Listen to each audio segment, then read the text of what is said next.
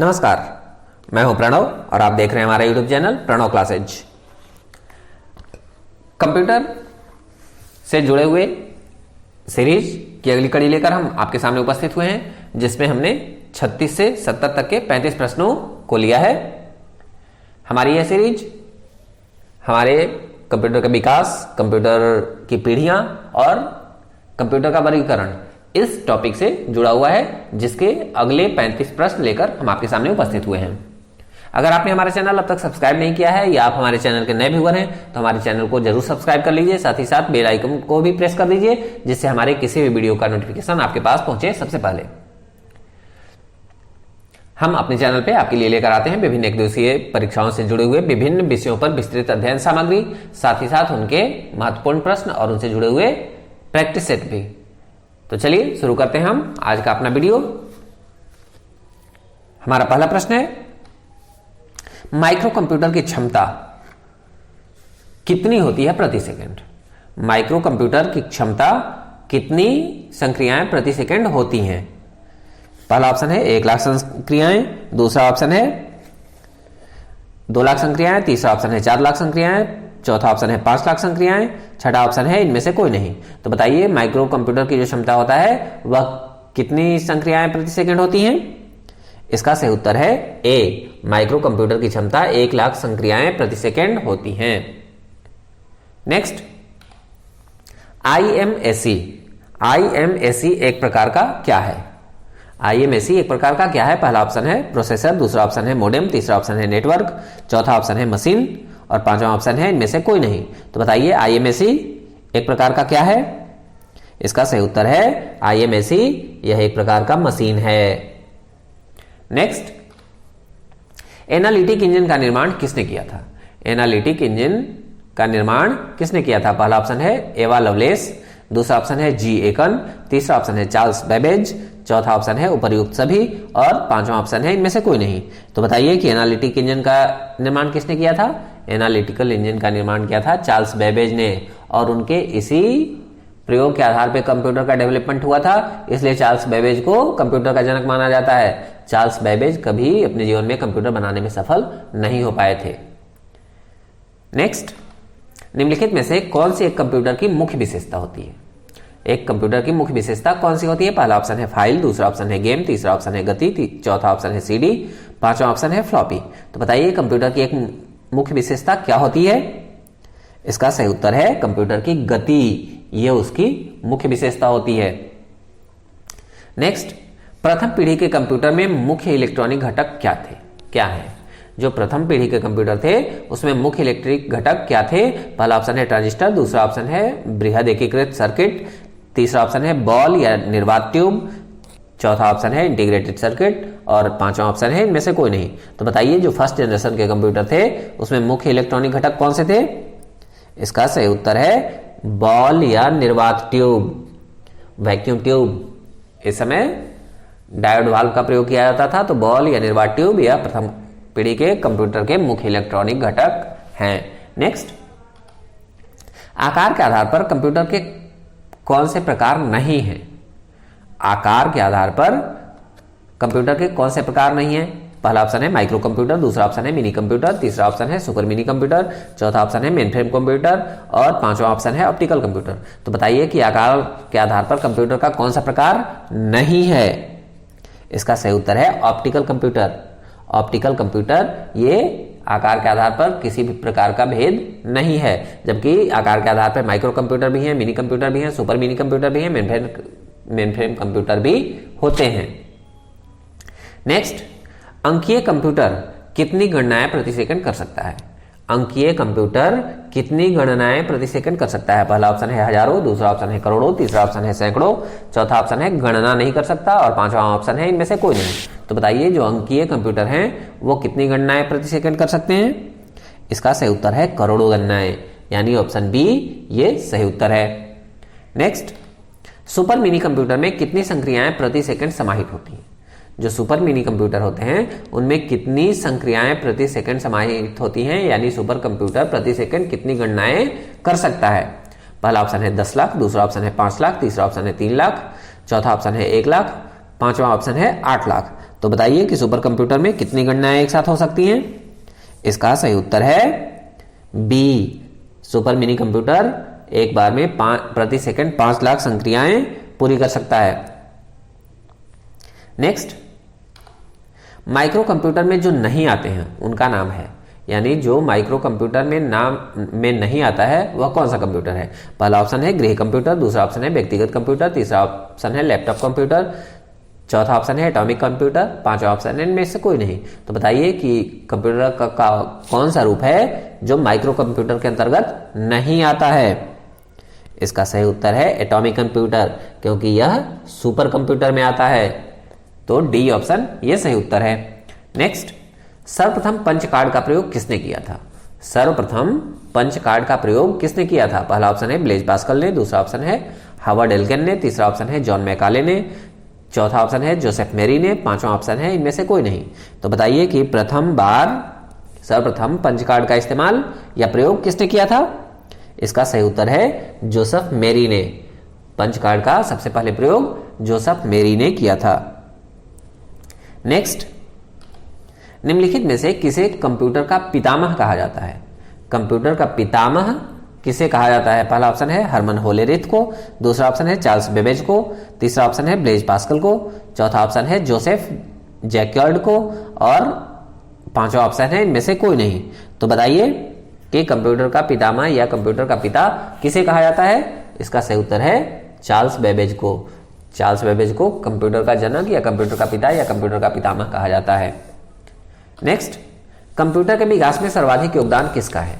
Computer के विकास में सर्वाधिक योगदान किसका है? पहला ऑप्शन है हरमन होलेरिथ का, दूसरा ऑप्शन है चार्ल्स बेबेज का, तीसरा ऑप्शन है ब्लेज पास्कल का, चौथा ऑप्शन है वान न्यूमैन का और पांचवा ऑप्शन है इनमें से कोई नहीं। तो बताइए कंप्यूटर के विकास में सर्वाधिक योगदान किसका है? इसका सही उत्तर है वान न्यूमैन का। कंप्यूटर के विकास में सर्वाधिक योगदान वान न्यूमैन का है। नेक्स्ट, प्रथम अंकीय कंप्यूटर के ब्लूप्रिंट के विकास में सर्वाधिक योगदान किसका है? प्रथम अंकीय कंप्यूटर के ब्लूप्रिंट के विकास में सर्वाधिक योगदान किसका है? पहला ऑप्शन है हरमन होलेरिथ, दूसरा ऑप्शन है चार्ल्स बेबेज, तीसरा ऑप्शन है बेल्स पास्कल, चौथा ऑप्शन है विलियम बुरोस और पांचवा ऑप्शन है इनमें से कोई नहीं। तो बताइए कि जो प्रथम अंकीय कंप्यूटर का ब्लूप्रिंट था उसके विकास में सर्वाधिक योगदान किसका था? इसका सही उत्तर है चार्ल्स बेबेज का, क्योंकि चार्ल्स बेबेज के ब्लूप्रिंट पे ही न्यूमैन ने इसको आगे बढ़ाया था। नेक्स्ट, सर्वप्रथम आधुनिक कंप्यूटर की खोज कब हुई? सर्वप्रथम आधुनिक कंप्यूटर की खोज कब हुई? पहला ऑप्शन है 1946 ईस्वी, दूसरा ऑप्शन है 1950 ईस्वी, तीसरा ऑप्शन है 1960 ईस्वी, चौथा ऑप्शन है 1965 ईस्वी, पांचवा ऑप्शन है इनमें से कोई नहीं। तो बताइए कि सर्वप्रथम आधुनिक कंप्यूटर की खोज कब हुई? इसका सही उत्तर है 1946 ईस्वी में। सर्वप्रथम आधुनिक कंप्यूटर की खोज 1946 ईस्वी में हुई। नेक्स्ट, इंटीग्रेटेड सर्किट चिप का विकास किसने किया है? इंटीग्रेटेड सर्किट चिप का विकास यानी आईसी का विकास किसने किया है? पहला ऑप्शन है सीवी रमन ने, दूसरा ऑप्शन है रॉबर्ट नायक ने, तीसरा ऑप्शन है जेएस किल्बी ने, चौथा ऑप्शन है चार्ल्स बेबेज ने, पांचवा ऑप्शन है इनमें से कोई नहीं। तो बताइए आईसीज यानी इंटीग्रेटेड सर्किट चिप का विकास किसने किया? इसका सही उत्तर है जेएस किल्बी ने। आईसी का विकास जेएस किल्बी ने किया था। नेक्स्ट, इंटीग्रेटेड सर्किट चिप यानी आईसी पर किसकी परत होती है? आईसीज पर किसकी परत होती है? पहला ऑप्शन है सिलिकॉन का, दूसरा ऑप्शन है निकल का, तीसरा ऑप्शन है आयरन का, चौथा ऑप्शन है कॉपर का, पांचवा ऑप्शन है इनमें से कोई नहीं। तो बताइए कि आईसी जो होते हैं इंटीग्रेटेड सर्किट चिप उन पर किसकी परत होती है? इसका सही उत्तर है सिलिकॉन की परत होती है। नेक्स्ट, चुंबकीय डिस्क पर किस पदार्थ की परत होती है? जो मैग्नेटिक डिस्क होते हैं, चुंबकीय डिस्क होते हैं, उन पर किस पदार्थ की परत होती है? पहला ऑप्शन है आयरन ऑक्साइड, दूसरा ऑप्शन है फास्फोरस पेंटाऑक्साइड, तीसरा ऑप्शन है मैग्नीशियम ऑक्साइड, चौथा ऑप्शन है सोडियम पेरोक्साइड और पांचवा ऑप्शन है इनमें से कोई नहीं। तो बताइए जो मैग्नेटिक डिस्क होते हैं उस पर किस पदार्थ की परत होती है? इसका सही उत्तर है आयरन ऑक्साइड का। नेक्स्ट, सर्वाधिक शक्तिशाली कंप्यूटर है। सर्वाधिक शक्तिशाली कंप्यूटर कौन सा है? पहला ऑप्शन है सुपर कंप्यूटर, दूसरा ऑप्शन है माइक्रो कंप्यूटर, तीसरा ऑप्शन है सुपर कंडक्टर, चौथा ऑप्शन है उपर्युक्त तीनों, पांचवा ऑप्शन है इनमें से कोई नहीं। तो बताइए कि सर्वाधिक शक्तिशाली कंप्यूटर कौन सा है?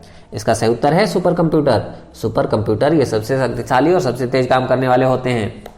नेक्स्ट, डिजिटल कंप्यूटर किस सिद्धांत पर कार्य करता है? डिजिटल कंप्यूटर यह किस सिद्धांत पर कार्य करता है? पहला ऑप्शन है गणना, दूसरा ऑप्शन है मापन, तीसरा ऑप्शन है विद्युत, चौथा ऑप्शन है लॉजिकल, पांचवा ऑप्शन है इनमें से कोई नहीं। तो बताइए डिजिटल कंप्यूटर किस सिद्धांत पर कार्य करते हैं? इसका सही उत्तर है गणना पर कार्य करते हैं। नेक्स्ट, सुपर कंप्यूटर अन्य कंप्यूटरों से किस संदर्भ में भिन्न होता है? सुपर कंप्यूटर अन्य कंप्यूटरों से किस संदर्भ में भिन्न होते हैं? पहला ऑप्शन है बहुत अधिक कीमत, दूसरा ऑप्शन है वातानुकूलन समस्या, तीसरा ऑप्शन है परिकलन क्षमता एवं बृहद स्मृति भंडार, चौथा ऑप्शन है बहुआयामी उपयोग और पांचवा ऑप्शन है इनमें से कोई नहीं। तो बताइए सुपर कंप्यूटर अन्य कंप्यूटरों से किस संदर्भ में भिन्न होते हैं? इसका सही उत्तर है परिकलन क्षमता और बृहद स्मृति भंडार। नेक्स्ट, आधुनिक डिजिटल कंप्यूटर में किस पद्धति का उपयोग किया जाता है? आधुनिक जो डिजिटल कंप्यूटर हैं इसमें किस पद्धति का उपयोग किया जाता है? पहला ऑप्शन है द्विआधारी अंक पद्धति, दूसरा ऑप्शन है दशमलव अंक पद्धति, तीसरा ऑप्शन है अनुरूप गणना पद्धति, चौथा ऑप्शन है उपर्युक्त तीनों और पांचवा ऑप्शन है इनमें से कोई नहीं। तो बताइए जो आधुनिक डिजिटल कंप्यूटर हैं उनमें किस पद्धति का उपयोग किया जाता है? इसका सही उत्तर है द्विआधारी अंक पद्धति यानी बाइनरी सिस्टम। नेक्स्ट, भारत में विकसित परम सुपर कंप्यूटर का विकास किस संस्था ने किया है? भारत में विकसित परम सुपर कंप्यूटर का विकास किस संस्था ने किया है? पहला ऑप्शन है सीडैक ने, दूसरा ऑप्शन है आईआईटी कानपुर ने, तीसरा ऑप्शन है बार्क ने, चौथा ऑप्शन है आईआईटी दिल्ली ने, पांचवा ऑप्शन है इनमें से कोई नहीं। तो बताइए कि भारत में जो परम नाम का सुपर कंप्यूटर का विकास किया गया वो किस संस्था के द्वारा किया गया था? इसका सही उत्तर है सीडैक के द्वारा। जो परम सुपर कंप्यूटर का विकास किया गया है वह सीडैक के द्वारा किया गया है यानी ऑप्शन ए ये सही उत्तर है। नेक्स्ट, एकीकृत परिपथ यानी आईसी इंटीग्रेटेड सर्किट के आविष्कार से किस पीढ़ी का जन्म हुआ? यानी आईसी के आविष्कार से कंप्यूटर के किस पीढ़ी का जन्म हुआ? पहला ऑप्शन है प्रथम पीढ़ी, दूसरा ऑप्शन है द्वितीय पीढ़ी, तीसरा ऑप्शन है तृतीय पीढ़ी, चौथा ऑप्शन है चतुर्थ पीढ़ी, पांचवा ऑप्शन है इनमें से कोई नहीं। तो बताइए कि आईसी का प्रयोग किस पीढ़ी के कंप्यूटर में हुआ था? इसका सही उत्तर है तृतीय पीढ़ी के कंप्यूटर में, यानी आईसी के आविष्कार से तृतीय पीढ़ी के कंप्यूटरों का जन्म हुआ। नेक्स्ट, चतुर्थ पीढ़ी का मुख्य अवयव था। चतुर्थ पीढ़ी के जो कंप्यूटर थे उनका मुख्य अवयव क्या था? पहला ऑप्शन है ट्रांजिस्टर, दूसरा ऑप्शन है बृहद एकीकृत परिपथ, तीसरा ऑप्शन है एकीकृत परिपथ, चौथा ऑप्शन है निर्वात नालिका और पांचवा ऑप्शन है इनमें से कोई नहीं। तो बताइए चतुर्थ पीढ़ी के जो कंप्यूटर थे उनका मुख्य अवयव क्या था? इसका सही उत्तर है बृहद एकीकृत परिपथ, VLSI और ULSI, very large scale integration और अल्ट्रा लार्ज स्केल इंटीग्रेशन, ये दोनों ही चतुर्थ पीढ़ी के मुख्य अवयव थे। नेक्स्ट, एक छोटे सिलिकॉन चिप पर ट्रांजिस्टरों और अन्य इलेक्ट्रॉनिक उपकरणों के साथ पूर्ण इलेक्ट्रॉनिक सर्किट को क्या कहते हैं? एक छोटे से सिलिकॉन चिप पर ट्रांजिस्टरों और अन्य इलेक्ट्रॉनिक उपकरणों के साथ पूर्ण इलेक्ट्रॉनिक सर्किट को क्या कहते हैं? पहला ऑप्शन है वर्क स्टेशन, दूसरा ऑप्शन है CPU, तीसरा ऑप्शन है इंटीग्रेटेड सर्किट, चौथा ऑप्शन है मैग्नेटिक डिस्क और पांचवा ऑप्शन है इनमें से कोई नहीं। तो बताइए कि इसे क्या कहते हैं? इसे कहते हैं इंटीग्रेटेड सर्किट IC। कौन सा डिवाइस या उपकरण हाथ पकड़ या हैंडहेल्ड ऑपरेटिंग प्रणाली का इस्तेमाल करता है? कौन सा डिवाइस है या उपकरण है या हाथ पकड़ है या हैंडहेल्ड ऑपरेटिंग प्रणाली का इस्तेमाल करता है? पहला ऑप्शन है PDA, दूसरा ऑप्शन है व्यक्तिगत कंप्यूटर, तीसरा ऑप्शन है लैपटॉप, चौथा ऑप्शन है मेन फ्रेम, पांचवा ऑप्शन है इनमें से कोई नहीं। तो बताइए कि वह कौन सा डिवाइस है? इसका सही उत्तर है PDA ये हैंडहेल्ड ऑपरेटिंग प्रणाली का इस्तेमाल करता है। नेक्स्ट, कोई कंप्यूटर एनालॉग डाटा को पहचाने और समझे इसके लिए पहले इसे किसके पास भेजना होगा? कोई भी कंप्यूटर एनालॉग डाटा को पहचाने और समझे इसके लिए पहले इसे क्या करना होगा? पहला ऑप्शन है इंटरप्रिटेशन के लिए मेन फ्रेम के पास भेजना होगा, या दूसरा ऑप्शन है CPU के LU द्वारा विश्लेषित किया जाना होगा, या तीसरा ऑप्शन है डिकोड किया जाना होगा, या चौथा ऑप्शन है वायरसों के लिए विश्लेषित किया जाना होगा, या पांचवा ऑप्शन है डिजिटाइज किया जाना होगा। तो बताइए एनालॉग डाटा को पहचाने इसके लिए क्या करना होगा? सबसे पहले इसका सही उत्तर है डिकोड किया जाना होगा। कोडिंग डिकोडिंग ये आपने पढ़ा था हाइब्रिड कंप्यूटर में। Next, super computer super computer कैसे होते हैं? पहला ऑप्शन है मेनफ्रेम कंप्यूटरों से आकार और प्रोसेसिंग क्षमता में छोटे होते हैं। दूसरा ऑप्शन है अधिकांश घरों में आम होते हैं। तीसरा ऑप्शन है इनमें हजारों माइक्रो प्रोसेसर होते हैं।